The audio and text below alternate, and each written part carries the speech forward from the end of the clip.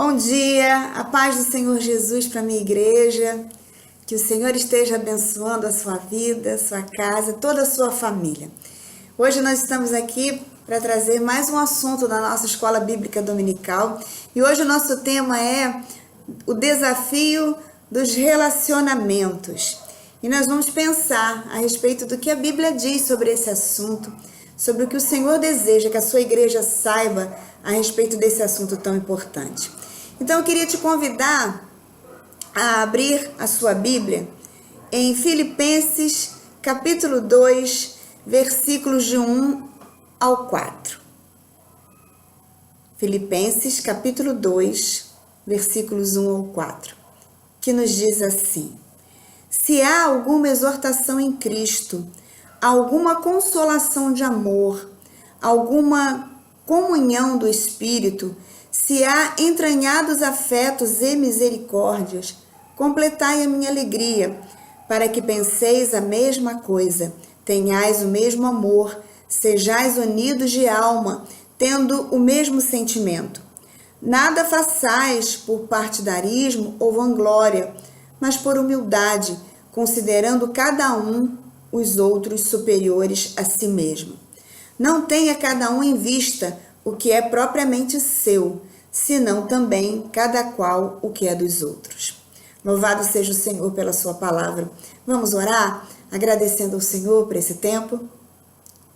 Senhor, nós te agradecemos por esse dia, te agradecemos por esse tempo que nós estamos vivendo, te agradecemos pela tua palavra e pedimos a tua graça para esse momento, Senhor, para que o Senhor possa estar esclarecendo as nossas mentes e nos fazendo compreender qual é a tua vontade para a vida da tua igreja.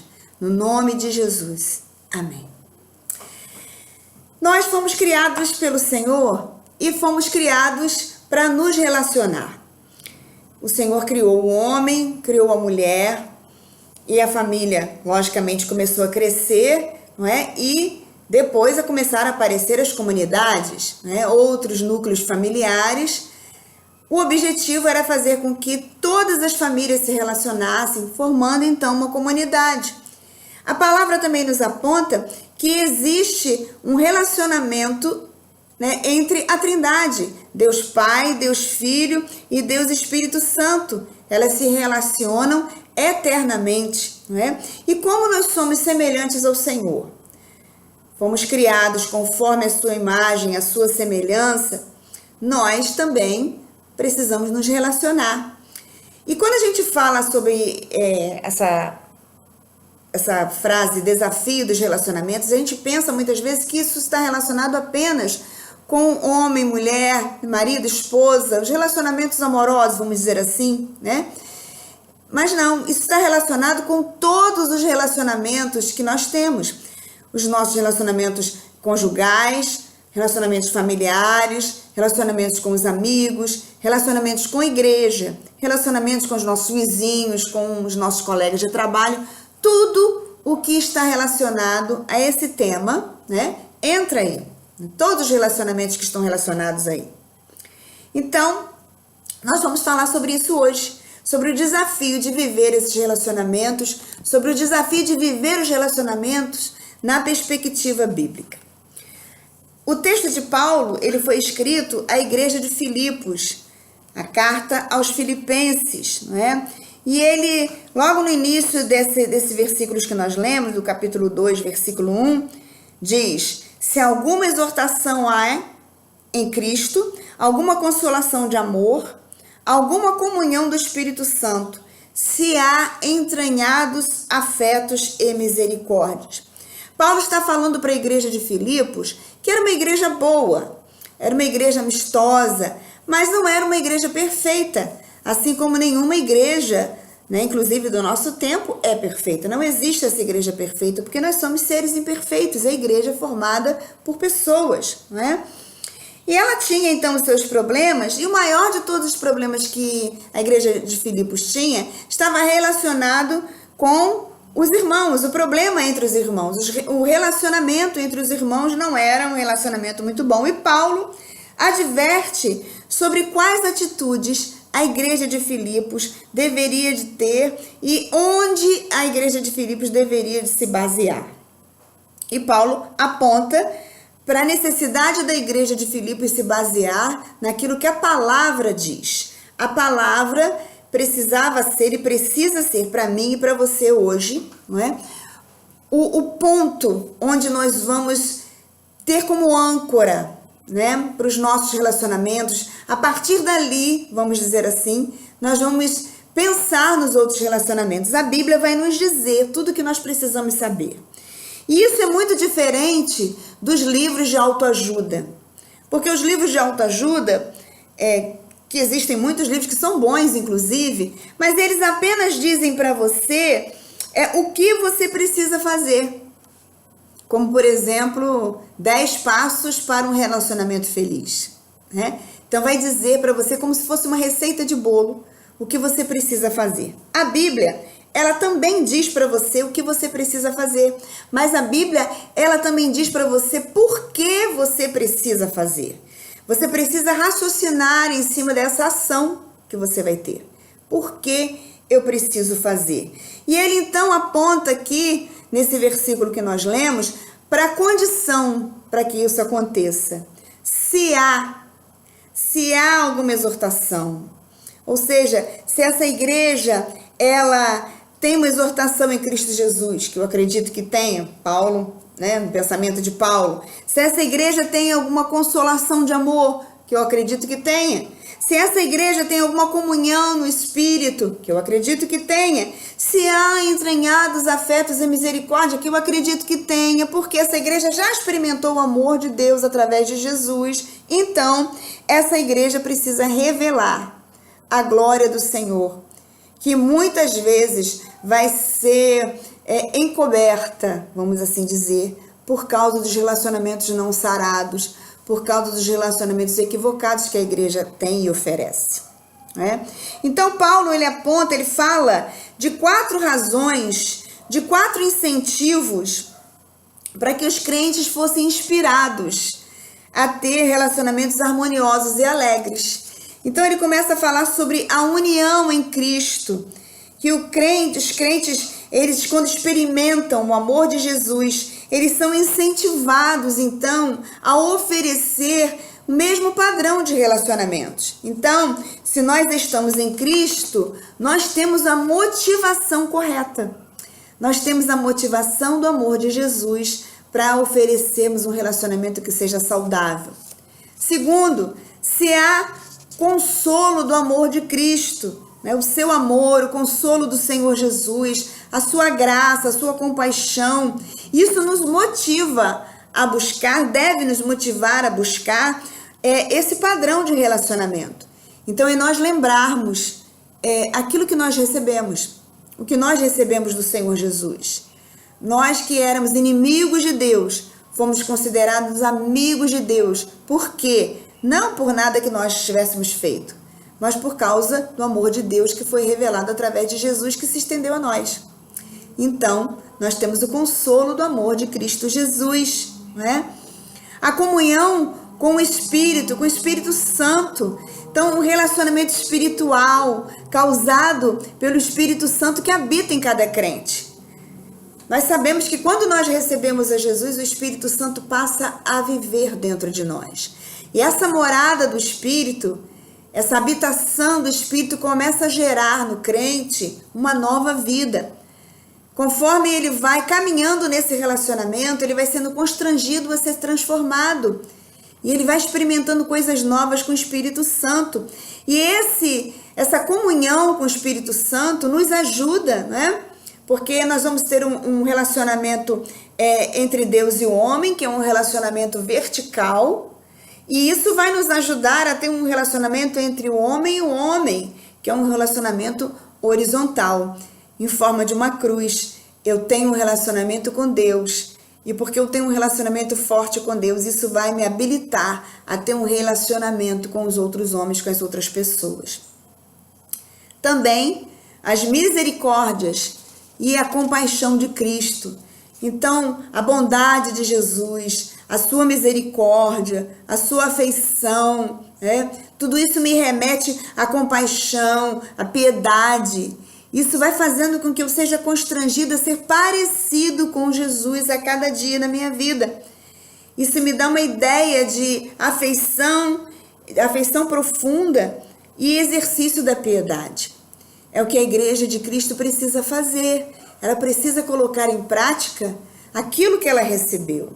Ela recebeu algo poderoso das mãos do Senhor Jesus. Depois eu queria que você estivesse lendo aí na sua casa, 1 João, capítulo 4, do versículo 7 ao versículo 21. Separe esse texto e leia, porque ali você vai ver a descrição do que nós acabamos de falar. Use esse texto para meditação e eu tenho certeza que o Espírito Santo vai falar muito profundamente ao seu coração. E esse texto vai nos dizer, vai nos apontar, né, que o fundamento do relacionamento aqui na terra, no relacionamento terreno, ele está no céu. Ele vem do padrão de Deus para nós, do padrão de Deus para a minha vida e para a sua vida. Dito isto, então nós vamos partir para as ações dos relacionamentos, né? Filipenses capítulo 2, versículo 2 diz: completai a minha alegria, para que penseis a mesma coisa, tenhais o mesmo amor e sejais unidos de alma, tendo o mesmo sentimento. Então, nós já sabemos quais são as razões para buscar a alegria nos relacionamentos. É viver a vida de Jesus na nossa vida, é viver aquilo que a palavra fala para nós vivermos. Então, agora nós precisamos ter atitudes. Nós já sabemos por quê, então agora nós vamos partir para a ação. O que nós vamos fazer, né? Em primeiro lugar, nós precisamos ter unidade de pensamento. Essa é a primeira atitude. O que é ter unidade de pensamento? É você pensar biblicamente. É você ter a mente de Cristo. Como diz lá em 1 Coríntios capítulo 2, versículo 16, né? Nós, porém, temos a mente de Cristo. Né? A palavra também nos adverte que nós tenhamos o mesmo sentimento que havia em Cristo Jesus. Né? Paulo adverte a Timóteo sobre isso. Tenha o mesmo pensamento, tenha o mesmo sentimento que havia no Senhor Jesus. Né? Minto, não foi para Timóteo que Paulo falou isso. Mas ele fala sobre isso, que nós precisamos ter o mesmo sentimento que havia no Senhor Jesus. Ou seja, pensar de acordo com a palavra, pensar biblicamente. Em meio aos conflitos, em meio às divergências de pensamentos, nós não devemos buscar o que eu penso, nem o que você pensa, mas precisamos buscar o que a palavra diz, para que o nosso pensamento possa ser reprogramado dentro do que a palavra nos aponta, dentro do que a palavra nos adverte, nos exorta e nos ensina. Segunda ação que nós precisamos ter é a unidade no amor, né? É uma referência ao amor de Cristo. Quando nós lemos lá em 1 Coríntios, capítulo 13, versículos de 1 a 10, Paulo está fazendo ali diversas advertências para a igreja de Corinto, e no capítulo 13 parece que tem ali um parênteses, né? E Paulo coloca ali essa fala que está descrita em 1 Coríntios capítulo 13, versículos de 1 a 10, onde ele fala sobre a excelência do amor, sobre o dom supremo. E ele fala que o amor, ele tudo sofre, tudo crê, tudo suporta, tudo espera, com o amor jamais acaba. Paulo não está falando ali de um padrão humano de amor. Paulo está dando ali o padrão de Deus, o padrão que nós precisamos imitar. Se nós formos imitar o padrão de uma pessoa, com certeza nós vamos imitar um padrão falho. Mas se nós formos imitar o padrão da palavra, nós vamos imitar o padrão correto. O amor que jamais acaba, que tudo sofre, que tudo crê, que tudo espera, que tudo suporta.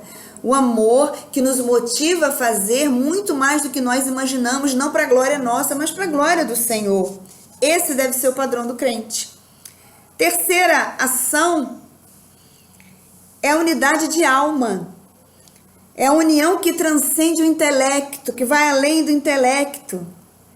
porque eu tenho então a comunhão com o Espírito, eu vou buscar de toda maneira a unidade.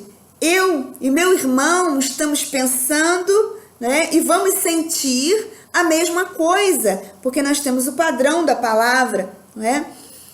E os crentes precisam buscar essa unidade de coração. Terceira ação, quarta ação, melhor dizendo, é a unidade de sentimento. Essa palavra no grego vem de manter as mentes voltadas para a mesma coisa. É uma união de sentimento ou de pensamento. Por quê? Porque eles têm entranháveis afetos e praticam a misericórdia entre si. É isso que Paulo estava querendo dizer. Os crentes devem ter, então, o mesmo propósito, que é a unidade da família, que é a unidade da igreja, corpo de Cristo. Bons relacionamentos dentro e fora da igreja requerem, então, que nós tenhamos a motivação no amor de Cristo, requerem que nós tenhamos as atitudes corretas, que nós tenhamos uma mente guiada pela palavra, que estejamos amando com o amor de Jesus, no padrão dele, e ter o mesmo espírito, ter o mesmo propósito. A igreja precisa andar assim. E nós podemos até discordar, não é? Mas pela unidade, nós vamos buscar deixar as opiniões pessoais para pensar de acordo com o que a palavra diz. Qual é o benefício da igreja? Isso é uma coisa importante da gente dizer aqui, né? Que não é o benefício da igreja fora do padrão da palavra. Precisa ser o benefício da igreja, o corpo de Cristo, sim, mas dentro do que a palavra diz. Porque existem muitas igrejas hoje em dia que estão buscando os benefícios para a igreja, mas não estão buscando os benefícios para a igreja pautados na palavra. Então nós precisamos ter esse cuidado. Os benefícios para a igreja, pensar em unidade, mas de acordo com o que a palavra diz. E nenhuma igreja avança se os seus membros não puderem compreender essa verdade. Então, aquilo que une os irmãos é muito mais forte do que aquilo que os divide. Nós estamos ligados pelo amor de Jesus, estamos ligados pela palavra do Senhor. Então, isso é a base para essa construção, que é a igreja de Cristo, que é o corpo de Cristo. Ponto número 3, fala das motivações dos relacionamentos. Capítulo 2, versículo 3 e 4 de Filipenses diz: nada façais por partidarismo ou vanglória, mas por humildade, considerando cada um aos outros superiores a si mesmo. Não tenha cada um em vista o que é propriamente seu, senão também cada qual o que é dos outros. Paulo coloca nesses 2 versículos as 2 motivações carnais e as 2 motivações espirituais que muitas vezes a gente observa no meio da igreja. Então, primeiro, as motivações carnais. São 2, 2 de cada. Partidarismo, que é a ambição egoísta. É aquele crente, aquela pessoa que pensa sempre na sua opinião e nas suas vontades. Gente que não pensa no rebanho. Gente que não pensa no corpo de Cristo, que é a igreja. Nós não podemos fazer nada na igreja que seja para nossa autopromoção. Ainda que tecnicamente, que humanamente falando, a gente seja muito bom naquilo que a gente faz. Deus não está interessado nas nossas habilidades. É Ele, na verdade, que nos habilita. Porque a palavra nos mostra inúmeras pessoas no passado que não tinham habilidades humanas. Mas o Senhor as capacitou para fazer coisas inimagináveis. Coisas que foram além do pensamento humano. Tudo o que nós fazemos precisa ser para a glória de Deus. a igreja precisa estar motivada, né, em promover o eterno, promover a glória do Senhor, promover aquilo que é de Deus e não a si próprio. Então, partidarismo é algo que precisa estar fora do dicionário da igreja. Segunda motivação carnal é a vanglória, que é a presunção vazia, é a pessoa que pensa mais de si mesma do que deveria, né? Paulo adverte a igreja, nesses versículos que nós lemos, a igreja de Filipos, a pensar mais no bem dos outros e mesmo em si mesmos. Cada um pensar em si próprio, né? Nós temos uma teologia hoje enganosa que fala que você precisa amar a si para você fazer pelo outro. E cita-se até o versículo que Jesus novamente citou, falou, né? Que nós devemos amar ao nosso próximo como a nós mesmos, né? Amar a Deus sobre todas as coisas e amar ao próximo como a nós mesmos. E muitas pessoas falam, para eu amar o outro, eu preciso primeiro me amar. Eu erroneamente já pensei assim também, né? Mas essa ideia é equivocada, porque é o sentido de você entender que você precisa ter cuidado com o outro como você tem com você. Você não vai falar para o outro aquilo que você não gostaria que alguém falasse para você. Você não vai ter atitude com o outro que você não gostaria que alguém tivesse com você. É essa a ideia de amar o próximo como a si mesmo, é nessa ideia de você não colocar o próximo numa situação que seja vexatória, vergonhosa, que você deprecie, que você o humilhe, mas que assim como você não gosta que isso seja feito com você, você vai buscar fazer com que isso não aconteça na vida do seu irmão e você também não vai fazer isso com ele. A Bíblia nos ensina então a estimar o próximo e a cuidar desse próximo também, né? E nós precisamos ter muito cuidado com isso, queridos, porque a autoestima, ela alimenta o ego, ela alimenta o orgulho e não ajuda a construir os relacionamentos baseados na palavra, do modo como a palavra nos aponta.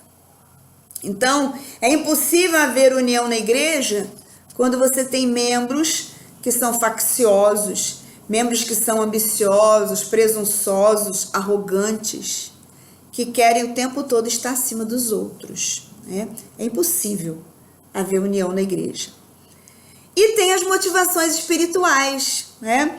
Que é a humildade e a renúncia, né? E a humildade, ela é o oposto do egoísmo, ela é o oposto da vanglória. A pessoa humilde, ela olha os outros não de cima para baixo, mas ela olha os outros de baixo para cima, porque ela está olhando na posição em que ela está. Ela se coloca numa posição inferior, entendendo que o Senhor é que nos glorifica, o Senhor é que faz de nós algo que seja especial, porque nós não somos humanamente falando, ainda que a gente tenha títulos, doutorados, mestrados, fale várias línguas, né? O texto lá de 1 Coríntios, capítulo 13, fala, ainda que eu falasse a língua dos homens e dos anjos, ainda que eu fosse uma pessoa muito capacitada, se não tiver amor naquilo que eu faço, é como ferro batendo no ferro, é uma coisa sem propósito, sem nexo, né? Sem nexo para a vida do crente. E a humildade, ela resume outras virtudes. Junto com a humildade vem a bondade, vem a compreensão, vem o perdão, vem a compaixão, né? São características que precisam ser encontradas na minha vida, na vida do meu irmão em Cristo, do servo do Senhor Jesus. É a palavra-chave, na verdade, para os relacionamentos, né? Então aqui não tem lugar para qualificações intelectuais, mas tem lugar aqui o lugar aqui é de importância, de prioridade. A humildade é algo que é prioridade, precisa ser prioridade na vida do crente, né? Que cada um considere o outro mais importante do que a si mesmo, né? Segunda motivação espiritual é a renúncia, né? Filipenses capítulo 2, versículo 4, não tenha cada um em vista o que é propriamente o seu, senão também cada qual o que é dos outros. como nós citamos anteriormente. Os interesses pessoais, eles não estão errados. Você pode ter seus interesses pessoais, não tem problema. O que você não pode é colocar esses interesses pessoais acima dos interesses dos outros, ou acima dos outros, né? O crente, ele deve estar disposto a colocar o bem-estar do outro na frente do seu, né? Então, o irmão, ele tem uma ideia que é diferente da sua, e você vai dar lugar a esse irmão, para que a sua ideia, que pode ser que a sua ideia seja maravilhosa, seja interessante, mas ela não está totalmente pautada na palavra do seu irmão está. Então, você vai dar lugar à ideia do seu irmão, porque o importante para nós, como nós já vimos, é que tudo que nós fazemos precisa estar pautado na palavra. Dela vem a direção, né, o norte, o rumo para a Igreja de Cristo nesse tempo, nesse mundo que nós vivemos. Existe uma definição para a palavra empatia, que é uma palavra que é muito comum no nosso tempo, e essa definição é uma definição da psicologia. Eu queria que você prestasse atenção nessa definição. Diz assim: a empatia é definida como a capacidade de sentir ou compreender o que a outra pessoa está passando, mas do ponto de vista dela e não do seu. Ainda, a empatia é considerada facilitadora para comportamentos pró-sociais, o que resulta em compartimentos mais compassivos. Olha que coisa interessante que está dizendo aqui. É a capacidade de você ver e sentir o que o outro sente, né? O que o outro está passando, não pela sua perspectiva, não pelo seu modo de observar, mas do modo dela. Então, isso nos diz que nós precisamos aprender a julgar menos, a sermos menos apressados em falar, porque às vezes nas muitas palavras nós erramos nos nossos julgamentos, né?